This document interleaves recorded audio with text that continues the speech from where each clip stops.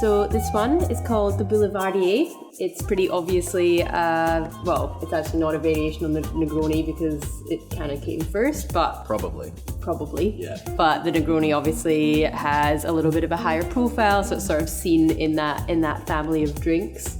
What actually is the history of this one? So the story goes with this one that there was a very famous bar in Paris in the 1920s called Harry's New York Bar. And Harry McAlone was an expatriate American who was a bartender who had gone over to Paris because it was during American Prohibition. So he couldn't work in the US, so he went and opened this bar in Paris. And the story behind this particular drink goes that he invented it for another American expat who was living in Paris at the time, a bit of a socialite by the name of Erskine Gwen. And Erskine Gwen ran a magazine called the Boulevardier. So Harry came up with this drink for him and named it after the magazine. Cool. Now we're going for Woodford Reserve in this one because, as we kind of mentioned when we were talking about styles, Woodford is a little bit special because it's triple distilled, which makes it a little bit of a lighter body. And as much as this is obviously being made with a dark spirit, it is still kind of meant to be an aperitif style drink. Absolutely. So that lighter body from the Woodford Reserve is going to work well with it. Yeah. Now, obviously, the Negroni is pretty famously equal parts. You usually go 30 of the gin, 30 Campari, 30 sweet vermouth.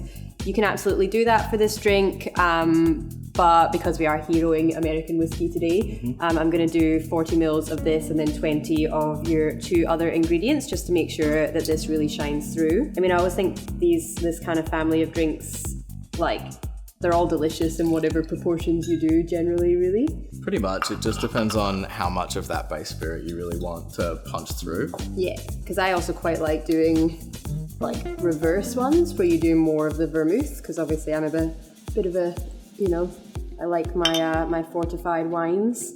Absolutely. And that can be fun to play with as well, and also means that you can have a couple before you're on the floor, rather than this one probably knock me down after one. That's true. Especially with some of the lighter style vermouths, it sometimes makes sense to put them in a little bit heavier. Yeah. So then we've got obviously our classic bitter Campari, which is going to make it nice and pink as well. 20 mils of that. And as we all know, Campari's best friend really is a little bit of orange. So I'll do a little orange twist for this one. Now, this drink can be served up or on the rocks. I've had it both ways. Do you know if there's kind of what the original was, or has it sort of been lost in the mists of time? I'm pretty sure the original version was served up, as most drinks of the time were. But for me, when it comes to a drink like this, I generally prefer to have it on a big chunk of ice if there's one available, just so that it stays nice and cold throughout the time that I'm drinking it. Yeah, so we are going to serve this on the rocks. So I'm going to give this one a little stir.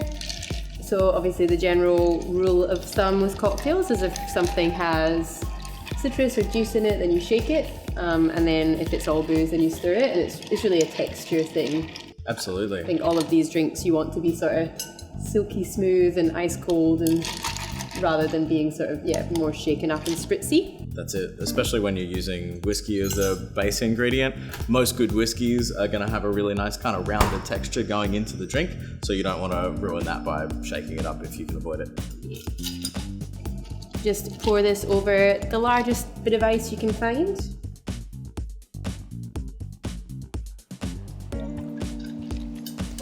Give your orange twist a good sharp fold over the top. When I'm serving things on the rocks, I tend to be lazy and just leave the twist kind of as is. I reckon the rustic look looks pretty good like that anyway. Just a nice big chunky bit. And there you go. Boulevardier. Oh, thank you.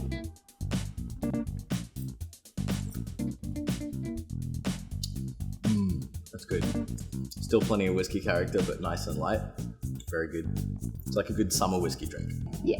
The Boulevardier. So now you know. It's really great to hear from you and see what you're enjoying, so any comments and likes and shares are greatly appreciated.